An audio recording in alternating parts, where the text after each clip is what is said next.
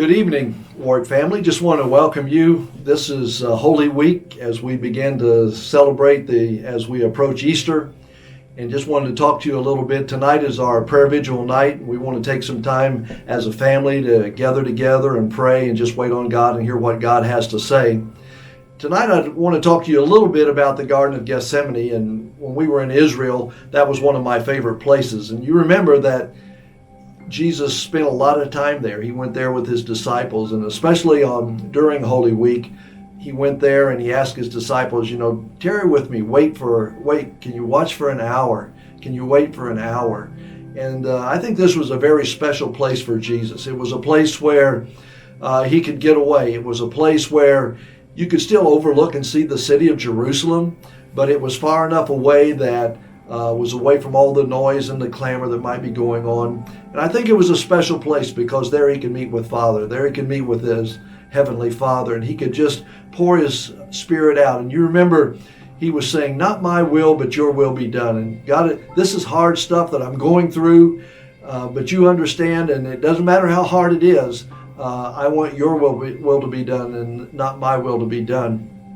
And when we were in Israel, we were in the garden, and I remember sitting down by this olive tree, and we had about 30 minutes that we could sit there and just wait on God. And I sit down next to this humongous olive tree, and I sit there, and in my mind I could just picture Jesus sitting there beside me as we're sitting there, and just trying to get a sense of what it would have really been like to be there with Jesus next to those olive trees that have been there for years and years. And so as I was sitting there, I began to say, God, not my will, but your will be done. I surrender to your plans and your purposes for my life.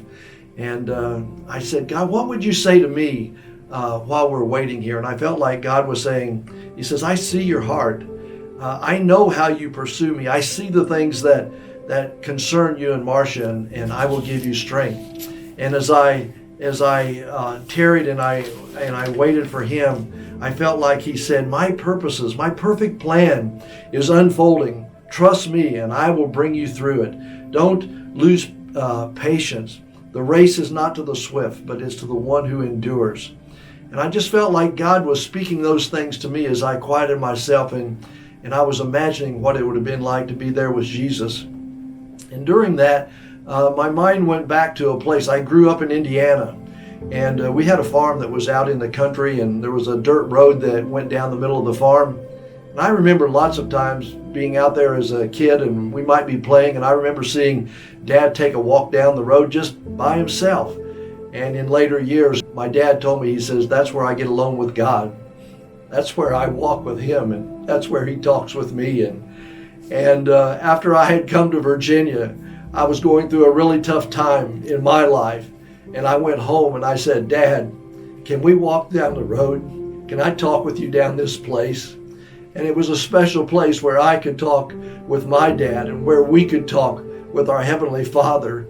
And I kind of made that connection with, as that really meant something to me to be walking with my dad at that place that was so special that we could walk alone. It was just us and God. And I pictured that's how Jesus must have felt when he went up to the garden. How many times he wanted to go up there and just say, Father, I want to be with you. I want to hear what you have to say. I want to know what your plans are. And, it's not about me and what I want done, but God, it's your will and your way. So I want you to take some time tonight as you gather together as a family, and even as this week, find that place alone. Find that quiet place. Go to that special place where it's just you and the Father, and begin to pour your heart out and just say, not my will, but your will be done. God, my desire is for you to be glorified in my life, for my life to point to you, for my life to lift you up. And it doesn't matter what comes, as long as you're with me, I can go through any situation. So find that place of Gethsemane. Find that place of aloneness with God, and just pour your heart out. And so tonight as a family, gather together, even as Jesus gathered with his disciples.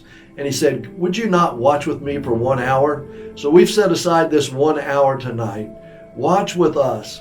Pray with us. Stand in the gap for your family. Stand in the gap for your church and for our nation. And find that alone spot. Find that quiet place this week and pour your heart out to God. And not just pour your heart out, but wait to hear what God has to say to you. And even as I felt like God was speaking to me in the Garden of Gethsemane, let the Father speak to you what His plan is and what He desires for you. And just see what God will do this week. And may it be a special week that we tarry and wait before God as we celebrate the coming Resurrection Sunday, as we celebrate Jesus' resurrection from the dead.